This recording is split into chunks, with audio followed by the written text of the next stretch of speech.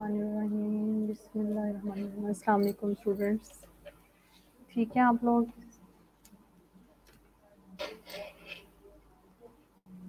आवाज़ आ रही है सबको और स्लाइड्स शो हो रही हैं सबको?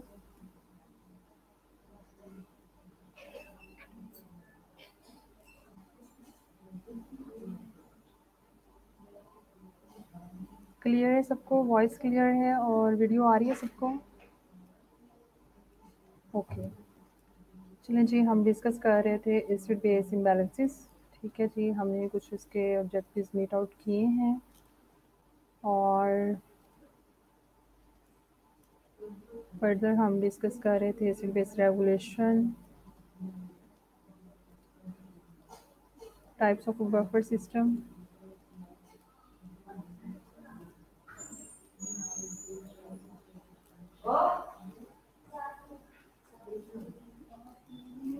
ठीक है जी, ये नॉर्मल वैल्यूज़ का पैरामीटर्स और उनकी नॉर्मल वैल्यू जो है, जो हमने डिस्कस किया, ये मोस्ट इम्पॉर्टेंट है। तो आपको ये टिप ऑफ द फिंगर जो है, ये पैरामीटर्स याद होने चाहिए। ठीक है जी। फिर ए बी चीज़ की इंटरप्रिटेशन हमने कैसे करनी है, उसके हमने 4 स्टेप डिस्कस किए थे। अब फर्दर हम डिस्कस करते हैं कि एनायन गैप क्या होता है और प्लाज्मा में उसकी क्या वैल्यू है और किस तरह से हम जो है इसको एज अ डायग्नोस्टिक जो है क्राइटेरिया के तौर पे हम जो है वो ले सकते हैं। ठीक है जी।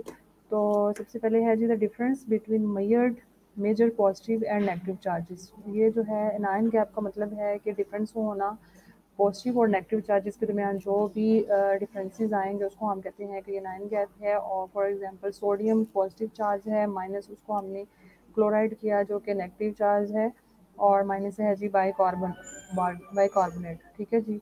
तो इसकी जो नॉर्मल वैल्यू है वो 8 to 14 milliequivalent per litre होनी चाहिए। The sum of measured cations is greater than of measured anions due to the presence of unmeasured anions, proteins, phosphates, sulfates, and organic acids. As lactic acid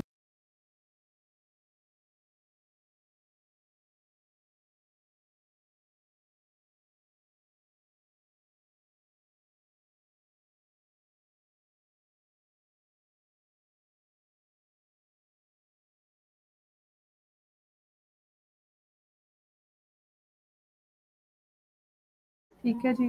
तो इसमें यही होता है कि अगर इसमें जो है वो चेंजेस आते हैं तो हम कह सकते हैं कि मिक्स्ड एसिड बेस डिसऑर्डर है। ठीक है जी। और मेटाबॉलिक एसिडोसिस, अगर एनाइन गैप जो है इंक्रीज़ आ रहा है, उसकी वैल्यू जो है वो ज़्यादा आ रही है, 8 to 14 नॉर्मल है, अगर 14 से ज़्यादा इसकी वैल्यू आ रही है तो इसका मतलब है जी ये है कि ये मेटाबॉलिक एसिडोसिस है। ठीक है जी। इसमें बाइकार्ब का जो लेवल है वो चेंज हो रहा है। ठीक है जी। और पीएच जो है वो कम हो रही है और ये एक मिक्स्ड एसिड बेस्ड डिसऑर्डर है। ठीक है जी। तो उसको हमने नाइन गैप को जो है फिर एज अ डायग्नोस्टिक क्राइटेरिया जो है फिर हम उसमें फॉल करते हैं और फिर हम उसमें ले सकते हैं। अच्छा जी, अब हम कुछ डिटेल जो कि हमने प्रीवियस लेक्चर में भी डिस्कस किया था, एसिडोसिस अल्कलोसिस, अब हम कुछ उसकी डिटेल जो है वो यहाँ पे डिस्कस करने जा रहे हैं। तो as you know 4 acid base imbalances disorder हैं, जिसमें respiratory acidosis, respiratory alkalosis, metabolic acidosis और मेटाबॉलिक अल्कलोसिस है। ठीक है जी। तो ये जो है जी एसिडोस पीएच स्केल है 7.45 पे जो है पीएच जो है दरमियान में आती है। अगर 7.35 से कम होगी तो एसिडोसिस होगा, अगर 7.45 से अबव होगी पीएच रेज होगी तो अल्कलोसिस को लीड करेगा। ठीक है जी। एसिडोसिस में क्या होना है, increase concentration of hydrogen ion होगी, और क्योंकि एक्यूमुलेशन ऑफ एसिड्स वगैरह होती है इसलिए हाइड्रोजन आयन की कंसनट्रेशन ज़्यादा होगी और इसमें लॉस ऑफ बेसिस होगा। ठीक है जी। और दूसरी तरफ अगर आप देखें पीएच यहाँ पे राइज कर रही है, उसको हमने कहा कि ये अल्कलोसिस है। अल्कलोसिस में जैसे पीएच हमने देखा कि जब पीएच जो है वो राइज करेगी तो हाइड्रोजन आयन की कंसनट्रेशन कम होगी, अगर पीएच कम हो रही है तो फिर हाइड्रोजन आयन की कंसनट्रेशन ज़्यादा होती है। अल्कलोसिस में जो है वो कम्युलेशन ऑफ बेसिस होगी और लॉस ऑफ एसिड्स होगा। ठीक है जी। तो एसिडोसिस अल्कलोसिस एक दूसरे के ऑपोजिशन में चलेगी।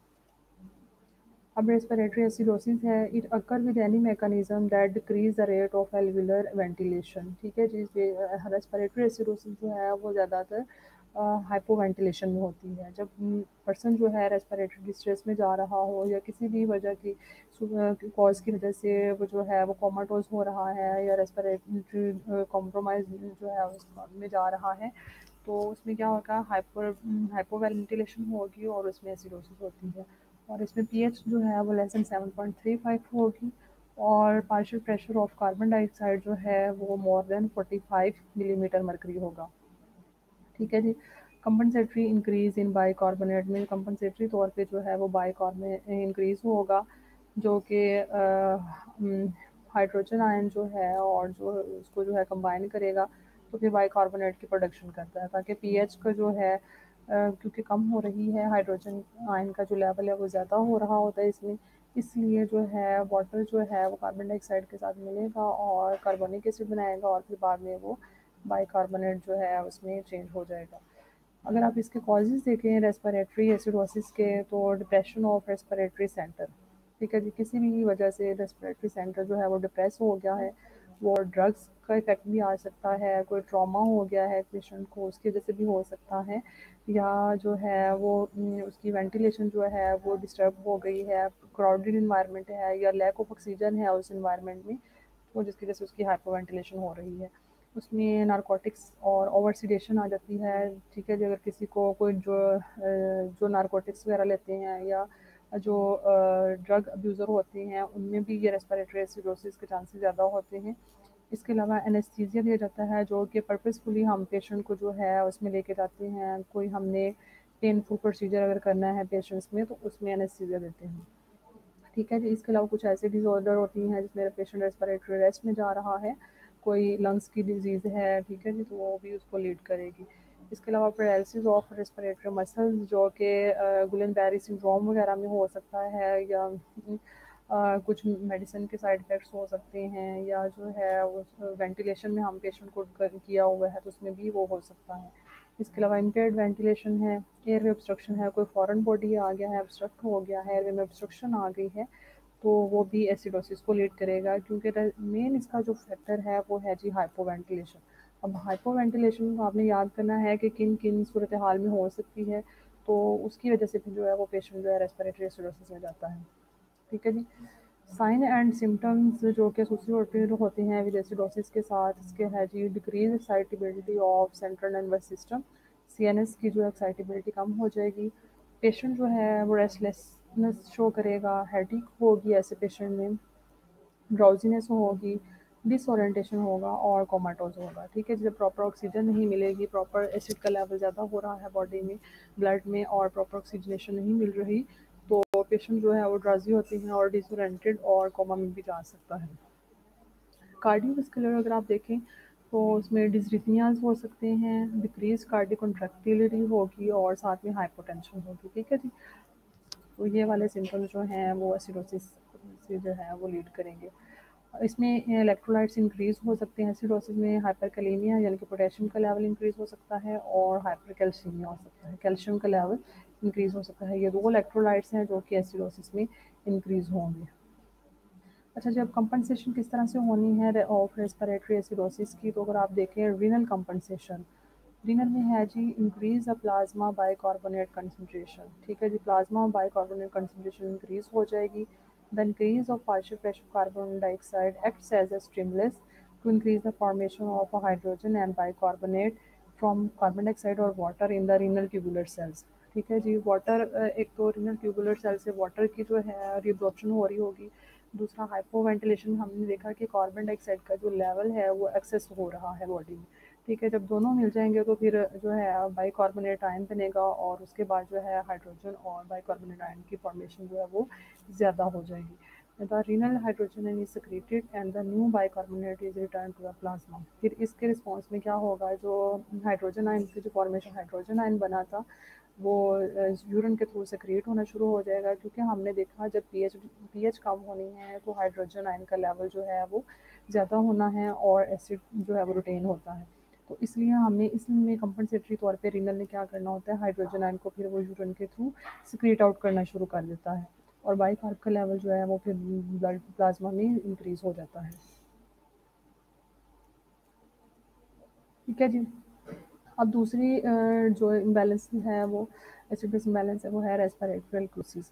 रेस्पिरेटरी में हमने देखा पीएच का लेवल जो है वो 7.3 से 3.5 से कम था। अब यहाँ पे ये है जी बेस का लेवल ज़्यादा हो रहा है और ये हाइपर वेंटिलेशन में इसमें होगा। ठीक है जी, हाइपर वेंटिलेशन होगी तो partial pressure of carbon dioxide जो है वो कम होना शुरू हो जाएगा और इसमें पीएच जो है वो मोर देन 7.45 होगी और partial pressure of carbon dioxide जो है वो लेस देन 35 मिलीमीटर मरकरी होगा। और कंपनसेटरी डिक्रीज इन बाइकार्बोनेट, और कंपनसेटरी मैकेनिज्म के तौर पे बाइकार्बोनेट का लेवल जो है वो कम होना शुरू हो जाएगा। ठीक है जी। अगर आप एक डिजीज़ याद करते हैं उसकी ऑपोजिशन में जो अगर साथ ही दूसरी याद करते हैं तो उसको आपको कैटेगराइज करना जो है वो ईजी हो जाता है फिर। अच्छा जी, कॉजेज़ ऑफ रेस्पिरेटरी अल्कोसिस क्या हो सकते हैं? इसमें है जी हाइपर वेंटिलेशन। अब हाइपर वेंटिलेशन आपने देखना है कि किन सूरत हाल में हाइपर वेंटिलेशन पेशेंट होगी। एक तो है जी हाइपोक्सीमिया। ठीक है जी, ब्लड में जो है ऑक्सीजन का लेवल कम हो रहा है तो कंपनसेटरी मैकेनिज्म के तौर पे जो है ना जो मेडुलरी सेंटर है वो सेंस करेगा और वो जो है लंग्स की जो है रेट है और जो डेप्थ है रेस्पिरेशन की उसको इन्हेंस कर देगा। तो उसके फॉर्म में क्या होगा कि हाइपर वेंटिलेशन स्टार्ट हो जाती है। इसके अलावा अनीमिया है, पेशेंट अनीमिक है, ठीक है जी, उसके रिस्पॉन्स में भी हाइपर वेंटिलेशन होगी। आपने देखा होगा कि जितने भी अनीमिक पेशेंट होते हैं उनको उनका सांस फूलता है, वो एज अ कंपनसेटरी मैकेनिज्म हो रहा होता है। ऐसे पेशेंट जो कि थोड़ा सा कोई भी एक्टिविटी करेंगे, थोड़ा सा चलेंगे, वॉक करेंगे या रनिंग करेंगे तो उनका सांस फूलने लगता है, तो वो अनीमिक होते हैं ज़्यादातर। ठीक है जी। इसके अलावा फ़ीवर है, फ़ीवर में भी जो है हाइपर वेंटिलेशन होती है। साइकोलॉजिकल डिजीज़ियाँ होता है उसमें भी हो सकता है और अर्ली इन एक्सरसाइजेज और अगर कोई एंग्री है तो उसमें भी कोई जो है अल्कोसिस हो सकती है, उसमें हाइपर वेंटिलेशन लीड करेगा। ठीक है जी। अर्ली इन एक्सरसाइज जब आप क्योंकि आपके मसल जो हैं वो इतने अडेप्टिव नहीं होते एक्सरसाइजेज के, तो जैसे ही आप स्टार्ट करते हैं एक्सरसाइजेज का तो उसमें स्टार्ट लेते हैं तो स्टार्ट में आपका सांस फूलता है, ज़्यादा वेंटिलेशन होती है, heart rate sorry respiration rate जो है रेस्पिरेटरी रेट है वो इंक्रीज़ हो जाता है। और इस तरह अगर आप गुस्से में हो तब भी आपका जो है हाइपर वेंटिलेशन होती है।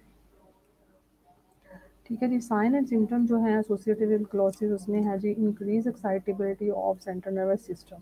हमने एसिडोसिस में देखा था कि वो डिक्रीज हो रही थी एक्साइटेबिलिटी, यहाँ पे है जी इंक्रीज। ठीक है जी, जब इंक्रीज होगी तो क्या हो सकता है, लाइट हेडिकनेस हो सकती है, नमनेस होगी पेशेंट में, टिंगलिंग उसको फील होगी, कन्फ्यूजन उसको फील होगी, अनएबिलिटी टू कॉन्सेंट्रेट, वो कंसंट्रेट नहीं कर पा रहा होगा, उसकी विजन जो है वो ब्लर्ड होगी। ठीक है। इसके अलावा डिक्रीज इलेक्ट्रोलाइट्स, हमने एसिडोसिस में पढ़ा था कि इलेक्ट्रोलाइट्स इंक्रीज हो रहे हैं, हाइपरकैलेमिया और हाइपरकैल्सीमिया हो रहा था, लेकिन इसमें इलेक्ट्रोलाइट्स कम हो रहे हैं और इसमें जो है जी हाइपोकैलेमिया हो रहा है अल्कोसिस में, क्योंकि पोटेशियम का लॉस हो रहा होता है अल्कोसिस में। ठीक है जी। तो इसके अलावा हाइपरटेंशन होगी ऐसे पेशेंट में जिनमें अल्कोसिस होती है। कंपनसेशन ऑफ रेस्पिरेटरी अल्कोसिस अगर आप डिस्कस करें तो रीनल कंपनसेशन है, the kidneys decrease plasma bicarbonate level. ठीक है जी, किडनी जो है इसमें बाइकार्ब का जो लेवल है वो कम करना शुरू कर देते हैं। Decrease reabsorption of filtered bicarbonate and the decrease carbon dioxide decreases the generation of the hydrogen by the tubular epithelial cells. ठीक है जी, ट्यूबुलर एपिथेलियल सेल्स से जो उसकी हाइड्रोजन आयन की जनरेशन है उसको वो कम होना शुरू हो जाती है। अल्कोसिस में पीएच ज़्यादा है तो हाइड्रोजन आयन की कंसंट्रेशन कम होती है। ठीक है जी। और अल्कोसिस में हाइपर वेंटिलेशन है तो कार्बन डाइऑक्साइड का लेवल जो है कम हो रहा है, कार्बन डाइऑक्साइड का लेवल कम होगा तो वाटर के साथ मिलके बाइकार्बोनेट का लेवल भी कम बनेगा और बाइकार्बोनेट की जब ब्रेकडाउन होती है तो हाइड्रोजन आयन हमें, कार्बोनिक एसिड की जो है ब्रेकडाउन होती है तो हाइड्रोजन आयन और बाइकार्ब हमें मिलता है। तो अगर कार्बन डाइऑक्साइड ही नहीं होगी तो फिर जो है कार्बोनिक एसिड भी नहीं बनेगा और वाटर और जो है कार्बन डाइऑक्साइड के साथ जो मिलके कार्बोनिक एसिड बना रहा था उसकी ब्रेकडाउन से हमें हाइड्रोजन आयन और बाइकार्बोनेट आयन मिला, वो भी उसकी प्रोडक्शन भी कम हो जाएगी। ठीक है, तो ये इसकी रिनल कंपनसेशन है।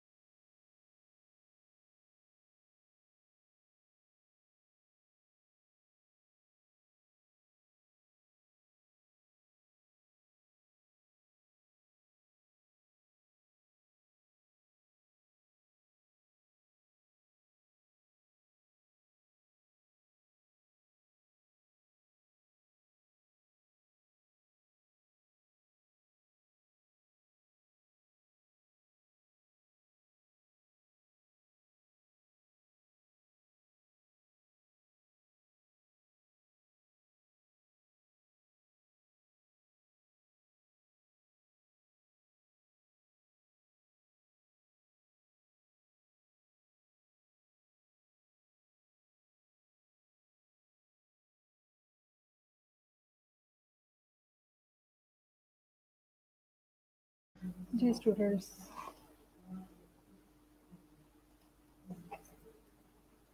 चलें जी नेक्स्ट हम डिस्कस करते हैं सिम्टम्स ऑफ एसिडोसिस, जिसमें हमने वो पहले डिस्कस किया कि सेंट्रल हेडेक होगी, स्लीपनेसनेस, कन्फ्यूजन, लॉस ऑफ कॉन्शियसनेस और कोमा में पेशेंट जाता है। ठीक है, इसके अलावा मस्कुलर अगर आप देखें तो सीयर्स भी हो सकते हैं, मसल वीकनेस हो सकती है।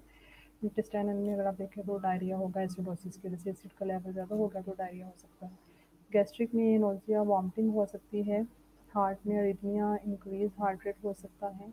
और रेस्पिरेटरी में अगर आप देखें तो शॉर्टनेस ऑफ ब्रेथ और कपिंग वगैरह हो सकती है, क्योंकि हाइपोवेंटिलेशन है तो शॉर्टनेस ऑफ ब्रेथ वगैरह हो सकती है। इस तरह अल्कोसिस के हैं तो उसमें हमें light headedness, nausea, vomiting, hyper ventilation है, टेकिकार्डिया है इस पेशेंट्स में, और हाइपोकलीमिया हो रहा है। उसमें हाइपरकलीमिया हो रहा है, इसमें हाइपोकलीमिया है, इसमें टिंगलिंग और नमनेस वगैरह हो रही है। ठीक है जी, नेक्स्ट हम डिस्कस करते हैं मेटाबॉलिक एसिडोसिस। ये इसमें बाइकार्बोनेट का जो लेवल है उसकी जो कंसनट्रेशन है वो चेंज होगी। ठीक है जी, और हमने इसमें फ्लो चार्ट में देखा था कि अगर तो पीएच का लेवल जो है कम हो रहा है तो बाइकार्बोनेट का लेवल भी कम होगा, तो उसको हम कहते हैं कि ये मेटाबॉलिक एसिडोसिस है। ठीक है जी, इसमें partial pressure of carbon dioxide है, उस पर कोई इफेक्ट नहीं आएगा। ठीक है जी, is defined as primary decrease in plasma bicarbonate concentration, और पीएच जो है वो भी लेस देन 7.35 है, और बाइकार्बोनेट का लेवल भी जो है वो लेस देन 22 मिली इक्विवेलेंट पर लीटर है, और compensatory decrease in partial pressure of carbon dioxide इसमें होगा। अगर आप इसके कॉजेज़ देखें तो कॉजेज़ ऑफ मेटाबॉलिक एसिडोसिस जो हैं उसमें लॉस ऑफ बाइकार्बोनेट होगा, जो कि प्रोलॉन्ग्ड सीवियर डायरिया जो है उसमें हो सकता है, और डिक्रीज एलिमिनेशन ऑफ एसिड्स होगी जो कि रीनल फेलियर की वजह से हो सकती है। ठीक है, रीनल फेलियर में ज़्यादातर जो होता है वो इलेक्ट्रोलाइट या एसिड बेस इम्बैलेंसेज होते हैं। एसिड जो है वो प्रॉपर्ली एक्सक्रीट आउट नहीं हो रहे होते यूरिन के थ्रू, तो इसलिए उनकी एलिमिनेशन भी कम हो जाती है, जैसा कि रीनल फेलियर में होता है। इसके अलावा कॉजेज में आ सकता है एक्सेस प्रोडक्शन ऑफ एसिड्स की प्रोडक्शन जो है वो ज़्यादा हो रही है, जैसे कि स्टारवेशन में, कार्डिक अरेस्ट में, टिश्यू हाइपोक्सिया में। इसके अलावा सेप्सिस जो है, अगर कोई सेप्टिक शॉक में जा रहा है या सेप्टिसेमिया है उसमें भी एसिड की प्रोडक्शन ज़्यादा होती है। डायबिटिक कीटोएसिडोसिस जो है कंडीशन होती है डायबिटीज़ की, जिसमें कीटोन बॉडीज़ जो है ज़्यादा प्रोड्यूस हो रही होती हैं और उसमें एसिडोसिस को वो लीड करता है। ठीक है जी, इसके अलावा शॉक और अल्कोहलिक कीटोएसिडोसिस, अल्कोहलिक जो पेशेंट होते हैं, जो कंज्यूमर होते हैं, अल्कोहल कंज्यूम करते हैं, उनमें भी कीटोन बॉडीज़ प्रोड्यूस होती हैं और कीटोएसिडोसिस होती है। तो ऐसी कंडीशन जो कि एसिड्स की प्रोडक्शन को ज़्यादा करेगी वो भी मेटाबॉलिक एसिडोसिस को लीड करेगी।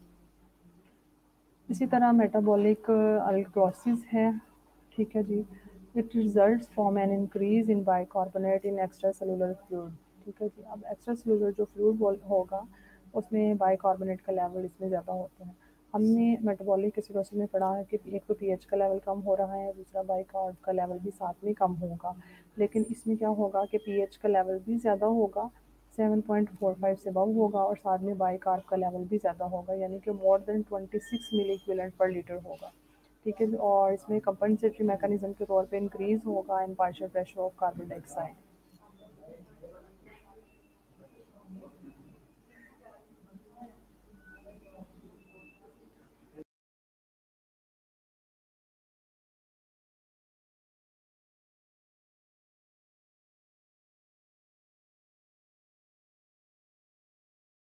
कॉजेज़ अगर आप देखें, कॉजेज़ ऑफ मेटाबॉलिक अल्कलोसिस जो है उसमें एक्सेस ऑफ बेस या लॉस ऑफ एसिड है। ठीक है जी, जाहिर सी बात है कि या तो बेस का लेवल एक तरफ ज़्यादा हो रहा है या फिर एसिड्स का लॉस हो रहा है, उसमें जो है वो अल्कलोसिस को लीड करेगा।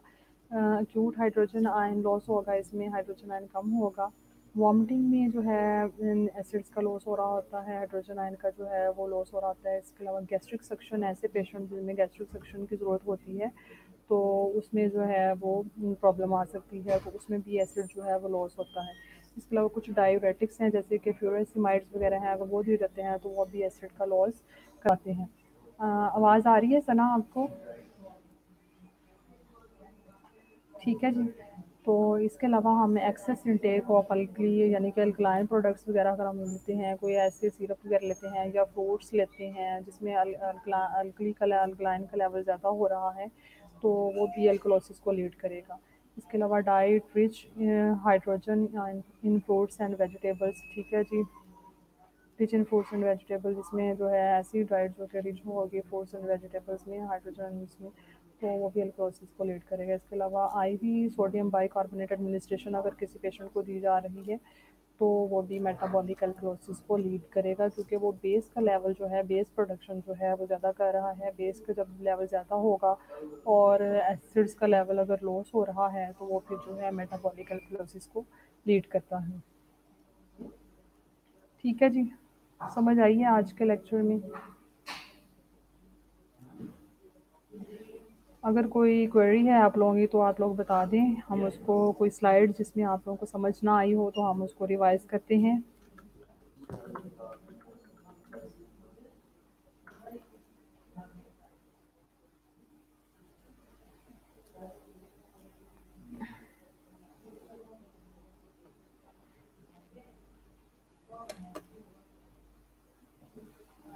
ये आप लोगों ने बड़े ध्यान से इसको याद रखना है, ठीक है जी। इंटरप्रिटेशन, एबीसीज इंटरप्रिटेशन जो हैं वो मोस्ट इम्पॉर्टेंट है इसमें। वो आ जाती होती हैं पेपर में भी और एमसीक्यूज में भी, ठीक है जी। जो इसमें हमने फ्लो चार्ट में डिस्कस किया था कि पीएच कम हो रही है या पीएच ज़्यादा हो रही है, एसिडोसिस हो रही है या अल्कोलिसिस हो रही है, ये बड़े कंफ्यूजिंग किस्म के क्वेश्चन आते हैं। तो अपने कंसेप्ट क्लियर करें, रेटालाइजेशन जो है उससे जो है आपको लर्निंग नहीं होगी, ठीक है जी। तो पैथो जो है वो सारी कंसेप्ट के साथ क्लियर करें, इसमें कोई भी रेटालाइजेशन ना करें। रेटालाइजेशन में अगर आप एक स्टेप जो है इसका अगर आपने मिस कर दिया तो सारी जो उसका फ्लो चार्ट है जो पैथोफिजियोलॉजी का वो सारा डिस्टर्ब हो जाएगा, तो उसकी वजह से फिर आपको मुश्किल होगी, ठीक है जी। पैथोफिजियोलॉजी टफ सब्जेक्ट है, इसको जो है आप स्टार्ट से ही इसकी अंडरस्टैंडिंग करें ताकि आप लोग जो है उसके लिए जो है बेहतर जो है उसमें अंडरस्टैंडिंग हो, ठीक है। अगर कोई क्वेरी है तो आप लोग बता दें, हम उसको सॉर्ट